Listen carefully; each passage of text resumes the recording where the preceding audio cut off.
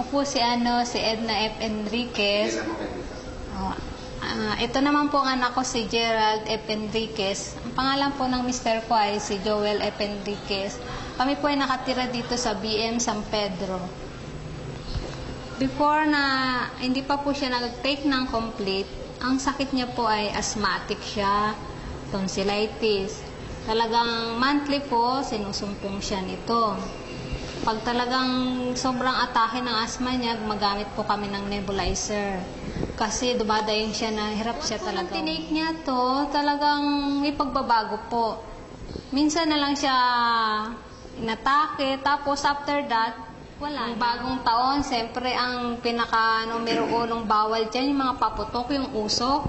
Ay naku, talagang napagod akong kakasaway sa kanya. Sabi nga ng kapatid ko, ay naku, irami mo na yung nebulizer mo, mamaya sumpungin na yan ng asma niya. Dahil umiikot siya sa mga usok, sa mga paputok, hindi siya mapigilan kasi nga bata eh. Pero sa awa po ng Diyos, hindi siya sinumpong. Ayun po, pinapayo po sa kanila, subukan nila incomplete dahil po kami, nasubukan namin, talagang naano ko na hindi na siya sinumpong ng ng asthma niya. Tsaka tonsillitis. Magaling po talagang malaking kaginawahan bukod sa pakiramdam niya, pati mga pinansyal. Kasi, siyempre, pag nagkakasakit siya, kasama na rin yun ang pinansyal dun. Ina po siya, tsaka masiglaan. Naku, super kulit lang. Si Mrs. Hilda Macmacarbonil, 53 years old. So, hindi ko po alam na may sakit po akong hypertension. Noong January 6, 2009, nakagising na lang po ako na bulol na ako. Yun pala ay isang stroke na. So, sumuod kami kaagad ng Provincial Hospital at papalit-palit ang gamot sa akin hanggang sa gabi, nawala na ako ng malay. Nung nawala na ako ng malay, hindi ko na alam na ang akala ko, patay na ako talaga kasi naglakbay na ako sa ulap na puti. Ang kwento ng mga nurse sa akin na parang wala na akong pag-asa nung gabi. So, parang nagbagong buhay ako nung nagkamalay ako. Subalit, nung pagkagising ko, naduling naman ang mata ko. At ang kalahati ng katawan ko ay naparalyzed din. At 3 buwan akong pabalik-balik sa ospital hanggang sa 7 bisis pa rin akong na-stroke. Subalit, nung dumating ang isang member ng M Global na may dala siyang produkto ng Nature's Way na yung complete na pinainom niya sa akin ay nakatulong na malaki sa akin. Almost 1 week pa lang ako nagtitik ng gamot na yon, ay malaki na ang recovery ko. Nagpa-laboratory ako sa co-op ng aking goiter dahil yun din lang ang sanhin ng sabi ng doktor, yung heartbeat ko na pabalik-balik ay nag-negative. And then bumalik ako sa doktor ko sa Medical City. Nagpa-check up ako uli. Nagulat ang doktor ko dahil ang laki ng pinagbago ng heartbeat ko. Ang sabi pa niya, normal na pala ang heartbeat mo. Nakatake na po ako ng isang pad ng complete na product ng Nature's Way, ng M Global.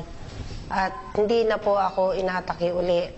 At maraming salamat sa Nature's Way product ng M Global na nakatulong. At sana si Girlie Antipala, isang complete user since 2008. Ako po ay may karamdaman, cyst sa aking ovary po.